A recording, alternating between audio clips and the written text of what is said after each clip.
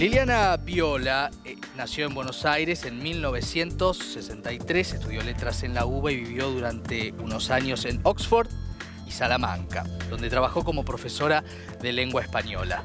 Aurora Venturini la declaró la heredera de su obra, hoy reeditada, y tiene algunas cositas, me parece, para contarnos.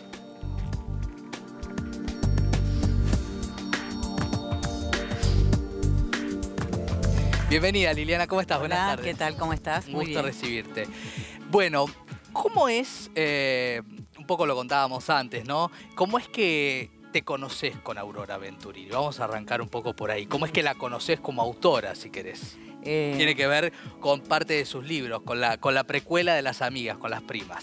Bueno, en realidad la conozco como autora. Yo conozco a Aurora Venturini como un manuscrito. No, para mí no es una persona. Estamos hablando del año 2007, la organización de un concurso, el primer concurso literario que hacía Página 12. Y yo era una de las responsables, digamos, la jefa responsable del subjurado. Que eso es la gente que tiene que leer absolutamente todas las novelas que llegan a un jurado. Por lo tanto, Aurora Venturini para mí fue un manuscrito que llegó anillado, todo lleno de manchas, escrito a máquina. Recién hablabas con Samantha esto de la tecnología prepandemia, ¿no? Sí. Que ella hablaba por Zoom. Bueno, Aurora Venturini escribía a máquina en un momento en que todos los manuscritos llegaban escritos por computadora. Claro. Por lo tanto, para mí fue un anónimo, obviamente, porque tenía un seudónimo y fue un libro tremendamente raro. Cuando uno está haciendo un jurado para literario, no lees igual que cuando lees como cualquier novela que te gusta o que no te gusta. Estás leyendo con la presión y con el miedo, ¿no? Por un lado, el miedo de estar perdiéndote una novela extraordinaria, claro, y por otro lado, con la presión de tener que encontrar algo buenísimo. Claro.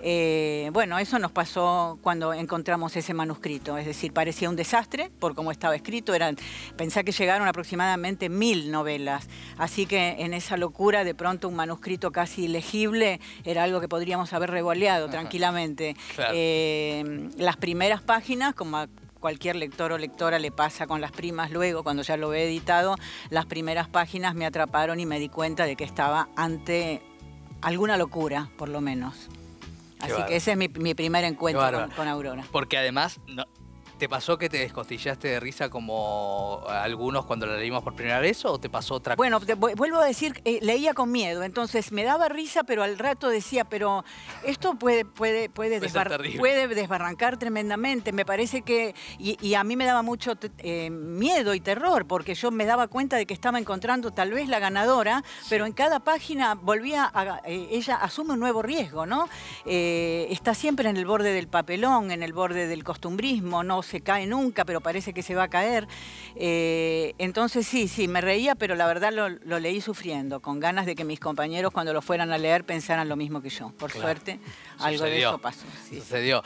Y entonces vos te comunicaste con ella. Bueno, claro, luego llega el momento en que una vez que el jurado, el gran jurado de todos los escritores que deciden que sí es la ganadora, como yo lo estaba organizando, no me pude perder la tentación de ser yo quien llamara a esta persona, de la cual no tenía, la verdad, ningún dato, porque obviamente... Beatriz Pettinari, ¿no? Portinari, claro, sí, que sería la amada del Dante, ¿no? Es un personaje que aparece luego muchísimo en su literatura. Sí. Ese era el seudónimo. Obviamente no, abrimos el sobre, decía Aurora Venturini, antes obviamente de llamarla, la busqué en internet y no encontré prácticamente ninguna foto, solamente la edad, y esa fue un nuevo terror, ¿no? Pensar que era un premio que se llamaba Nueva Novela y que la ganadora tenía 85 años. Terror en todo sentido, creo que el terror que da la vejez, ¿no? Y bueno, así que la llamé por teléfono y el terror continuó porque esa llamada fue realmente bastante escalofriante. Ella te dijo que era necesario que las primas ganaran porque las primas eran ellas. Claro, yo no podía decirle, mire, usted es la ganadora, tenía que decirle, claro, está entre los 10 finalistas, entonces no le terminaba de decir la verdad. Y ella entonces, casi como rogándome, me dijo, señorita, por favor, le quiero decir algo, las primas tienen que ganar porque las primas soy yo.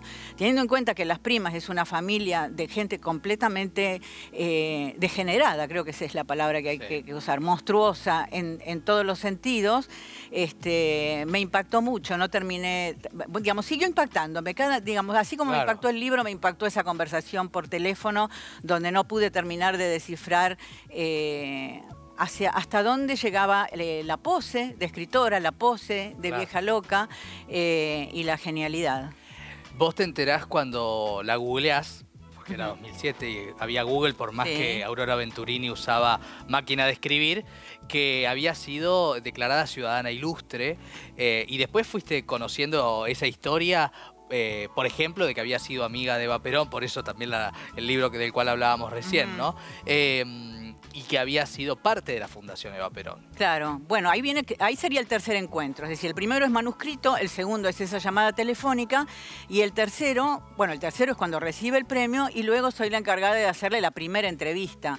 Sería la entrevista que va a presentar Aurora Venturini al mundo. Voy con Nora Lezano a su casa de La Plata y ahí entonces me cuenta todos estos detalles de su vida que yo trato de sonsacarle.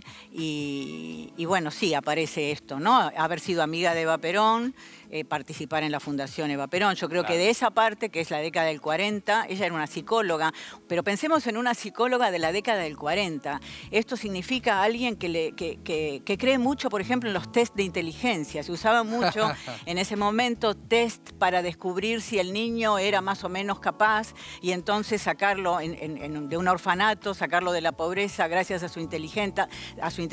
Y eso era más o menos lo que Aurora Venturini hacía con los niños de la Fundación Eva Perón. Claro. Entonces la amistad viene por ahí, pero yo creo que luego en toda la literatura, todos estos personajes pobres, deformes, violentados por jueces de menores muchas veces, por familias abusivas, son historias que ella fue sacando de esa carpeta de psicóloga, de la que en algún momento, pasados los años, por un lado estaba orgullosa y por otro lado también se arrepintió, ¿no? Porque esos test de inteligencia, esos test que pretenden averiguar quién es el ser humano que tenés enfrente, muchas veces genera algunos problemas y algunos problemas le ocurrieron. Total. Un poquito de silencio, si puede ser, en el piso. Liliana, te pregunto ahora lo siguiente.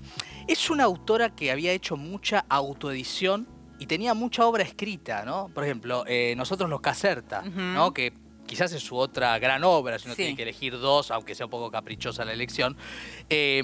Digo, y se empieza a revelar esto que hoy se está publicando, ¿no? Estos libros de una autora un poco secreta. Sí, no sé si secreta, yo diría fracasada o frustrada. O diría también, hubo una época, digamos, ahora estamos en un momento en que ya no existe el escritor o la escritora fracasada, porque todos podemos publicar, todos podemos encontrar nuestra editorial independiente que nos edite y que entienda el estilo. Aurora escribe en un momento en que habría 3, 4, 5, 10 escritores, sobre todo hombres, manejando y liderando toda la literatura. Y ella entonces pertenece, como muchas otras escritoras, sobre todo no porteñas, ¿no es cierto?, de La Plata, pertenece a un círculo que es un círculo platense, donde de hecho la declaran ciudadana ilustre.